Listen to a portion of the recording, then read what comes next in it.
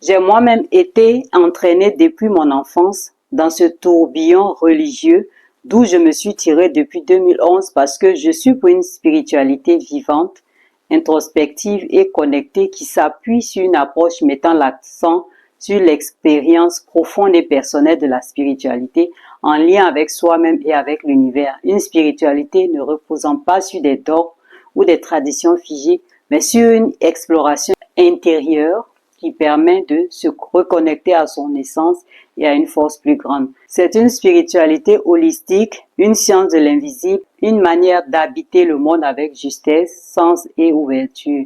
Une spiritualité qui ne cherche pas à imposer des croyances, mais à accompagner l'être humain dans sa transformation intérieure en lien avec le vivant et les autres. Elle est basée sur l'introspection, qui est un voyage intérieur pour mieux comprendre nos émotions, nos pensées et notre chemin de vie, et qui permet aussi la connexion avec l'univers, qui consiste à une ouverture à l'énergie du cosmos, au cycle de la nature et à une conscience élargie.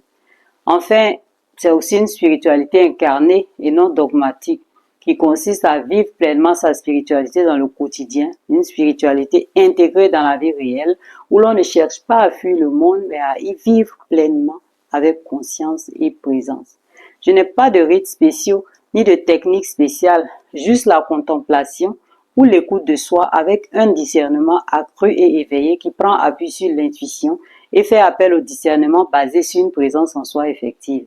Alors ici, je voulais juste vous faire comprendre qu'en tant qu'ancienne pratiquante d'une religion, je sais de quoi je parle quand je parle du rôle de la religion dans le confinement de la femme, dans un second rôle qui l'empêche finalement d'exprimer son être, son essence, ce qu'elle est.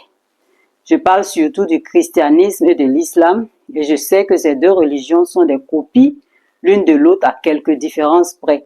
Et c'est la même chose partout, la femme est diminuée et l'homme est rehaussé et mis en avant. Et ça, c'est forcément créer un déséquilibre. Bref, appelons un chat, ni la religion chrétienne ni la religion musulmane ne sont d'origine africaine. Ces religions sont carrément responsables du déracinement intérieur des Africains parce que ces derniers se sont complètement coupés de leur réalité qui était la connexion à la nature et au cycle de la vie.